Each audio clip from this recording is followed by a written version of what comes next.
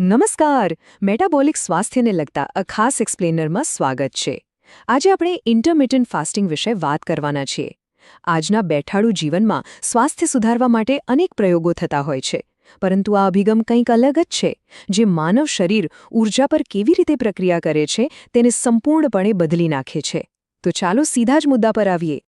આજના આ સેશનમાં આપણે ઉપવાસના મૂળભૂત સિદ્ધાંતો, તેની પાછળનું વિજ્ઞાન અને ફાયદાઓ, કેટલીક લોકપ્રિય પદ્ધતિઓ, જમવાના સમય માટેના કડક નિયમો, શરૂઆત કરવા માટેની એક સરળ માર્ગદર્શિકા અને હા, ખૂબ જ જરૂરી એવી સાવચેતીઓ અને ગેરમાન્યતાઓ વિશે ઝડપથી ચર્ચા કરીશું.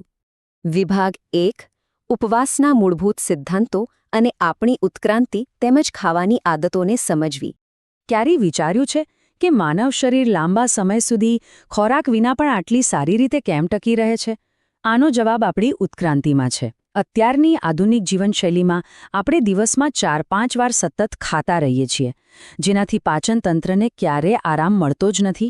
પણ જરા આપણા પૂર્વજો વિશે વિચારો. તેઓ શિકાર કરતા, જંગલોમાં ભટકતા અને કુદરતી રીતે દિવસો સુધી ભૂખ્યા રહેતા. આપણું શરીર ખરેખર એ અછતનો સામનો કરવા માટે જ ડિઝાઇન થયેલું છે. એટલે જ અહીં સમજવા જેવી સૌથી અગત્યની વાત એ છે કે ઇન્ટરમિટન્ટ ફાસ્ટિંગ કોઈ એવો ટિપિકલ ડાયટ પ્લાન નથી જેમાં અમુક પ્રકારનો જ ખોરાક ખાવાની છૂટ હોય. ના, એવું બિલકુલ નથી. આ તો એક ઇરાદાપૂર્વકની ખાવાની પદ્ધતિ છે. શું ખાવું એના કરતાં ક્યારે ખાવું એના પર અહીં વધુ ભાર મૂકવામાં આવે છે. બસ ખાવાના અને ઉપવાસ કરવાના સમયગાળા વચ્ચે એક યોગ્ય સંતુલન જાળવવાની આખી રમત છે.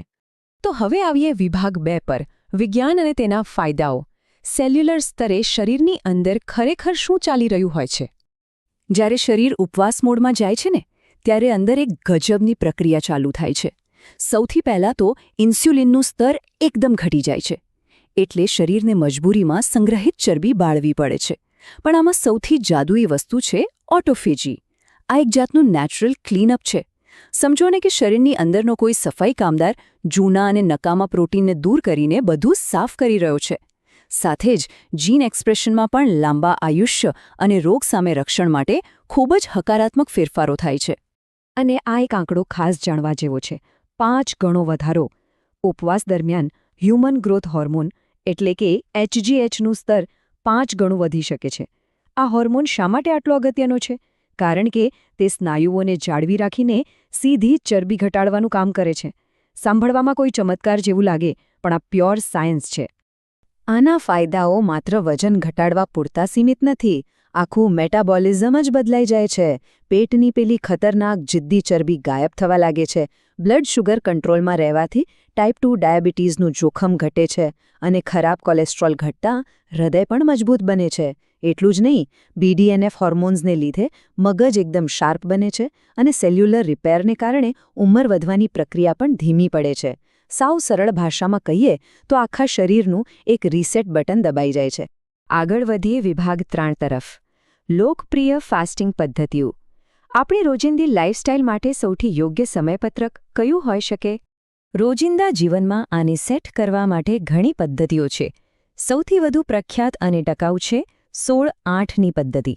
એટલે કે 16 કલાકનો ઉપવાસ અને 8 કલાકની અંદર જમી લેવાનું. બહુ જ સહેલું. પછી છે 5-2 ડાયટ, જેમાં અઠવાડિયાના 5 દિવસ નોર્મલ ખાવાનું અને 2 દિવસ મર્યાદિત 500થી 600 કેલરી લેવાની. આ ઉપરાંત પૂરા 24 કલાકના ઉપવાસની ઇટ સ્ટોપ ઇટ પદ્ધતિ અને એકાંતરે દિવસે ઉપવાસ કરવા જેવા થોડા એડવાન્સ વિકલ્પો પણ છે.